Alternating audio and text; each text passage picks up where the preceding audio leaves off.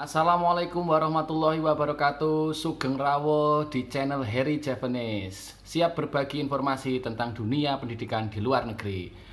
Oke teman-teman, kali ini saya akan berbagi informasi mengenai menjadi guru SILN dan CLC di luar negeri.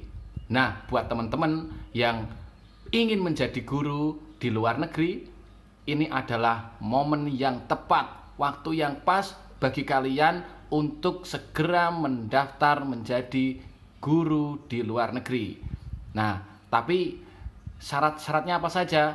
Nanti kita akan cari tahu, saya akan bagi tahu juga mengenai syarat-syarat dan juga laman yang diakses. Oke teman-teman semua, per 3 Maret 2021 kemarin, pemerintah melalui Kemdikbud resmi telah membuka lowongan untuk pendaftaran untuk menjadi guru SILN dan CLC di luar negeri.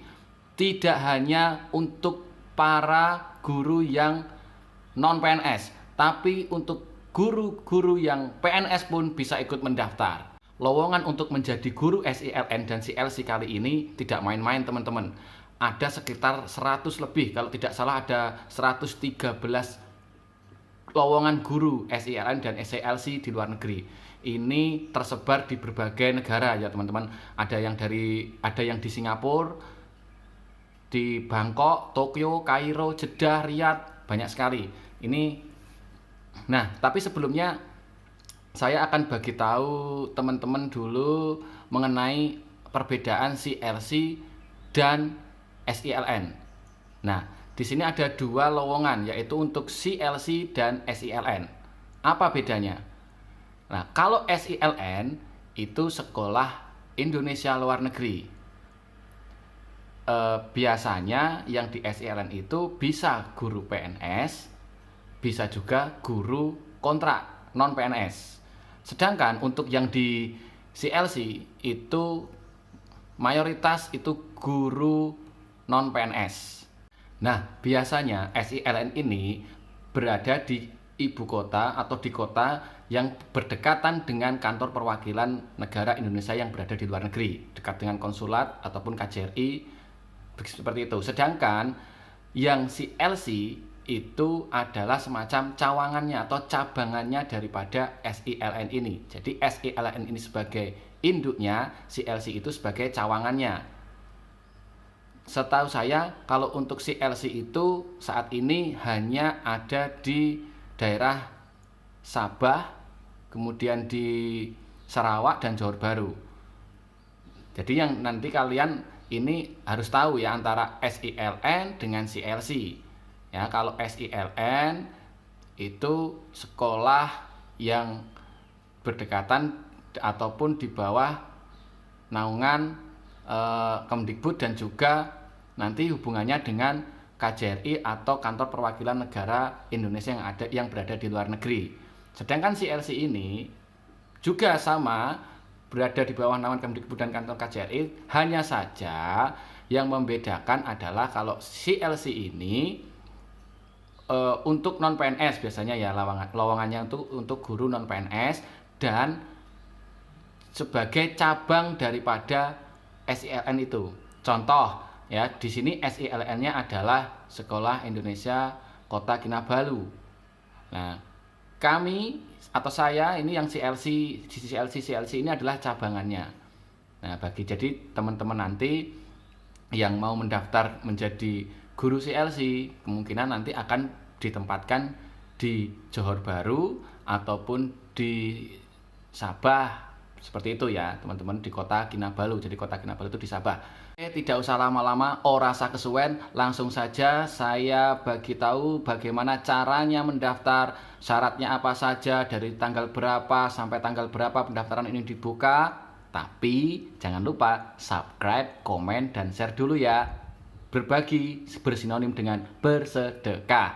Karena nanti di video-video selanjutnya saya akan berusaha untuk menghubungi teman saya yang saat ini berada di luar negeri menjadi guru SILN. Subscribe dulu. Let's go. Oke teman-teman, yang pertama kalian Nyalakan laptop kalian, pastikan kesambung ke WiFi atau lewat handphone juga bisa.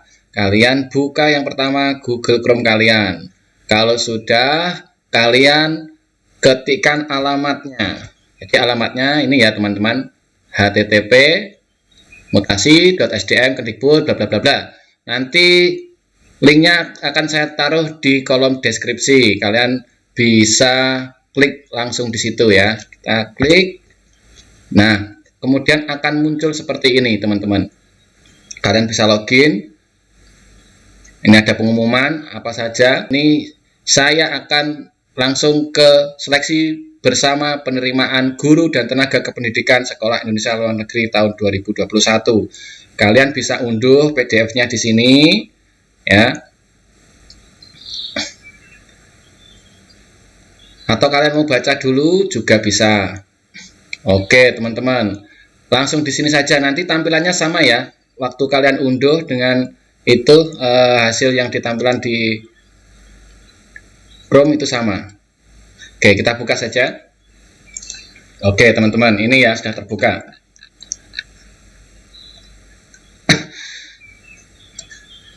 Seleksi bersama penerimaan guru SLN. Informasi umum.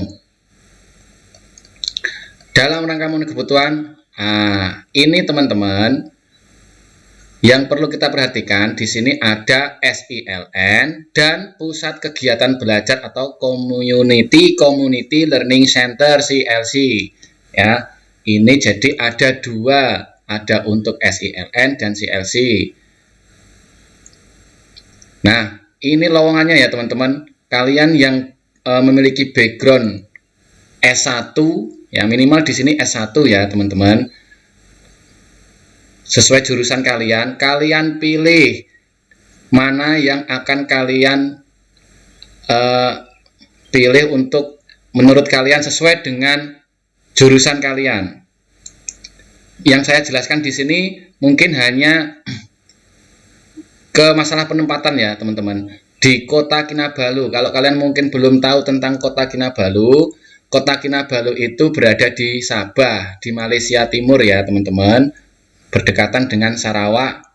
Ini lowongannya ada agama Katolik, agama Kristen, bahasa Arab, bahasa Indonesia. Oke, kurang lebih ini kalian nanti buka dan kemudian kalian cari yang sesuai dengan background kalian. Tapi ini juga ada syarat-syaratnya yang lain teman-teman. Nah, ini persyaratan yang perlu kita pahami. Jangan sampai nanti kalian sudah sangat semangat ternyata belum memenuhi kualifikasi.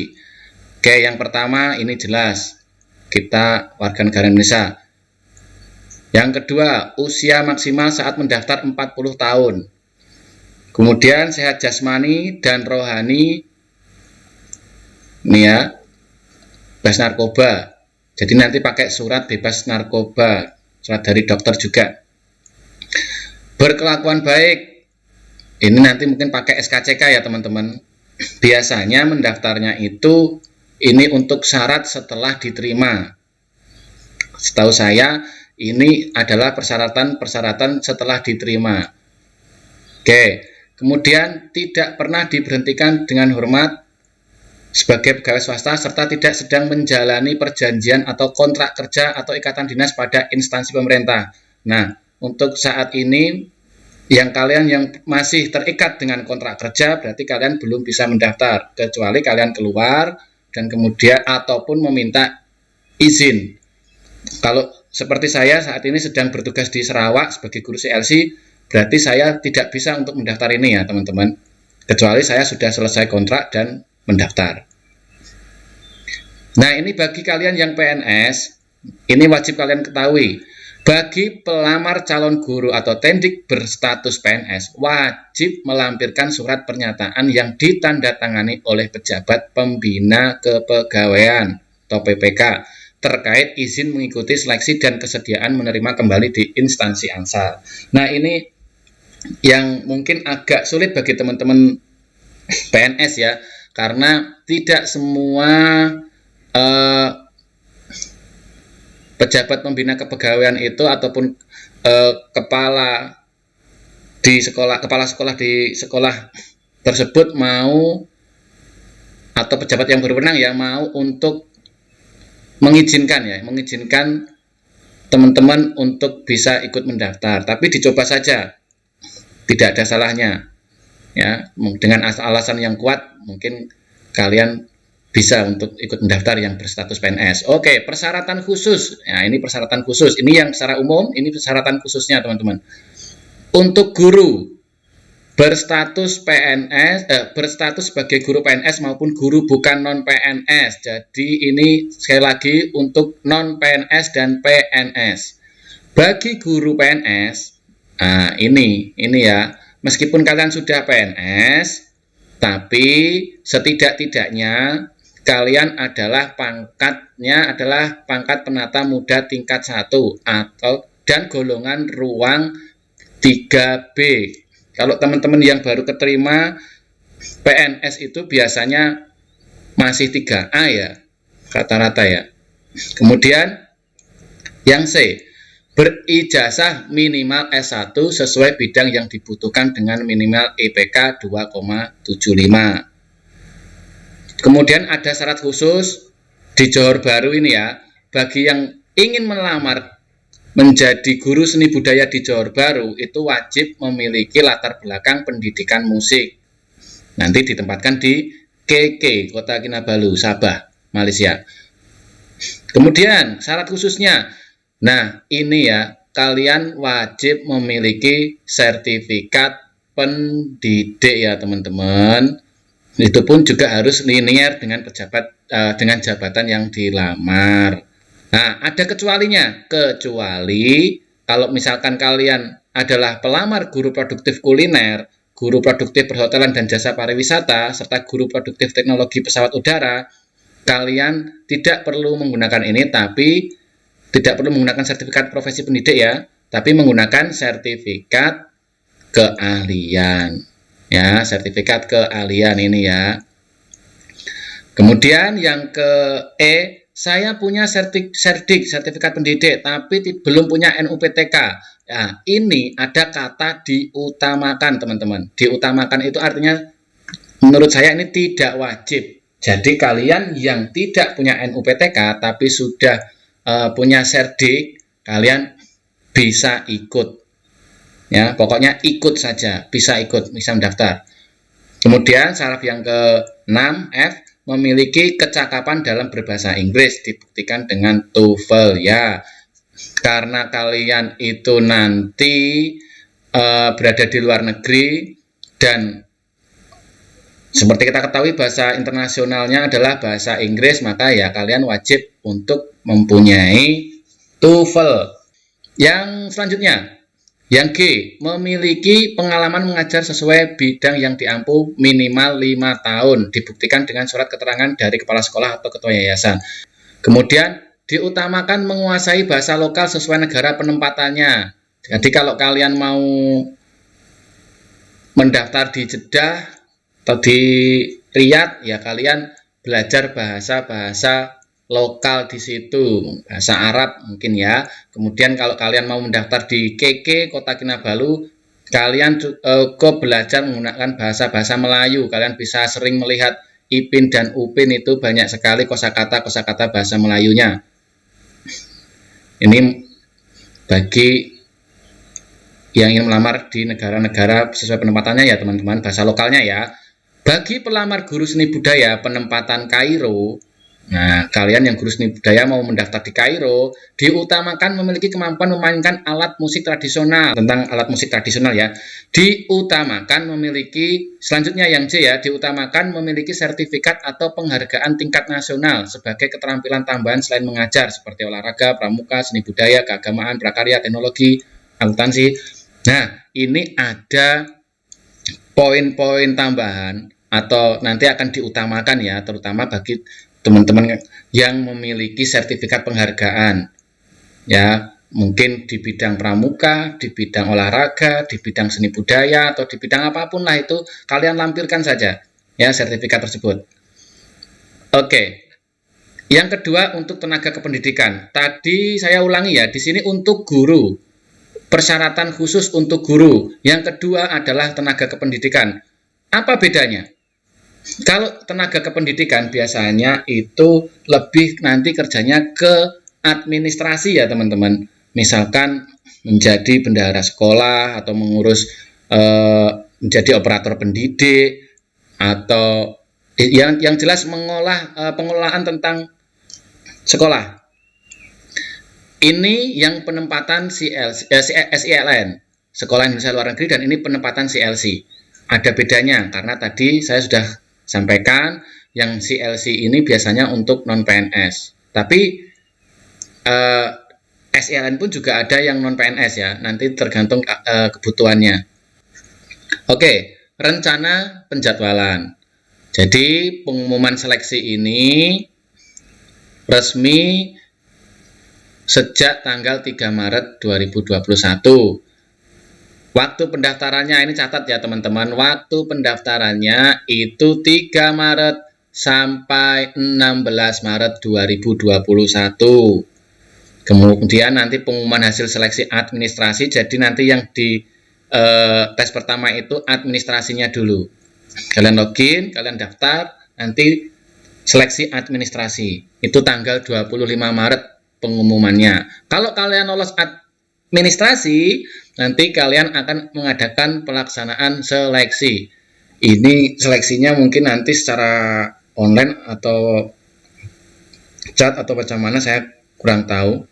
Nanti saya akan tanya teman saya yang dulu 2018 sampai 2019 itu. Kemudian pengumumannya adalah Mei 2021, tanggalnya tentatif belum ditentukan ya.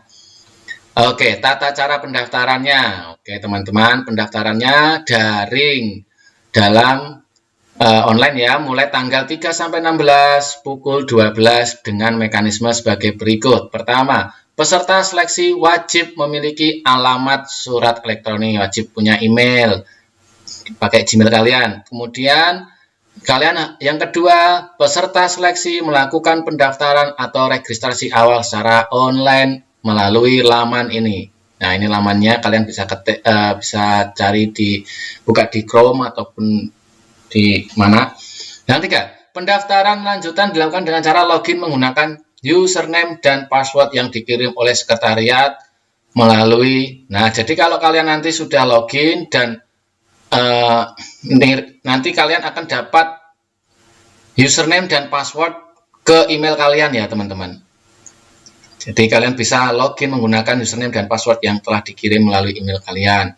Tahapan pendaftaran meliputi memilih jabatan yang dilamar, mengisi informasi data diri pelamar, meliputi data pokok pelamar, riwayat pendidikan, riwayat atau jabatan pengalaman jabatan yang pernah ditekuni, informasi pendidikan dan pelatihan yang telah diikuti. Oke. Mengunggah hasil pindai dokumen. Oke, ini bagi pelamar yang kalian perlu siapkan ini ya teman-teman, pas foto 3x4, ukurannya maksimal 500 KB, kemudian surat lamaran yang ditandatangani di atas materai. Maaf ya ini teman-teman, suara saya agak bleketot, biar cepat maksud saya ya, biar tidak bertele-tele nanti, karena ini teman-teman juga sudah bisa baca sendiri sebenarnya ya.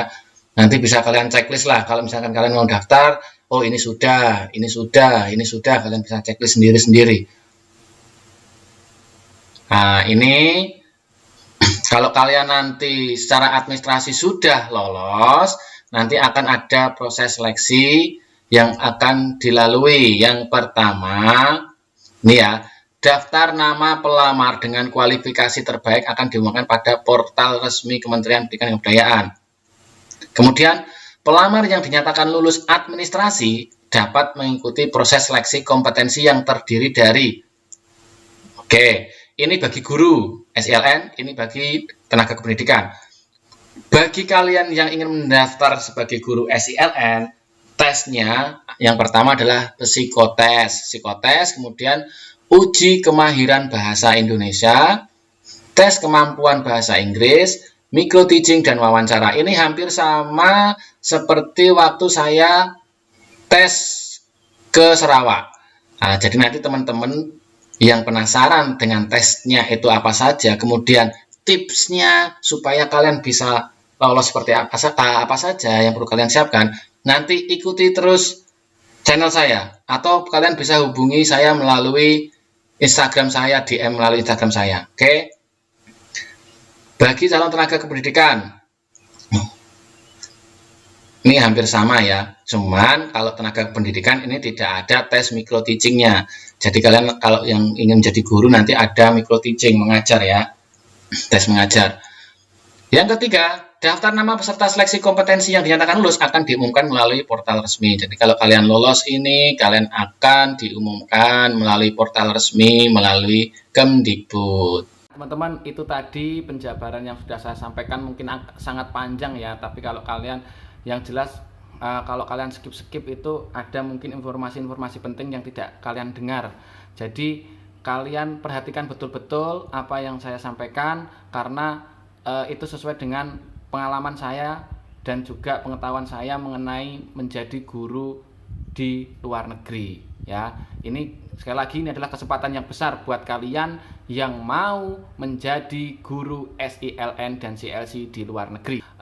Tetap ikuti channel saya, karena setelah ini saya akan insya Allah akan berupaya untuk menghubungi teman saya yang ada di luar negeri menjadi guru SILN. Nanti saya akan tanya-tanya bagaimana dulu bisa keterima, tipsnya apa, prosesnya seperti apa yang perlu dipersiapkan, enaknya apa, dukanya apa di sana. Nanti saya akan berbagi itu semua dengan kalian semua. Jadi minta tolong untuk di subscribe dan dipencet loncengnya supaya kalian tidak ketinggalan informasi mengenai menjadi guru di luar negeri. Mungkin sampai di sini dulu. Terima kasih. Matur nuwun. Wassalamualaikum warahmatullahi wabarakatuh.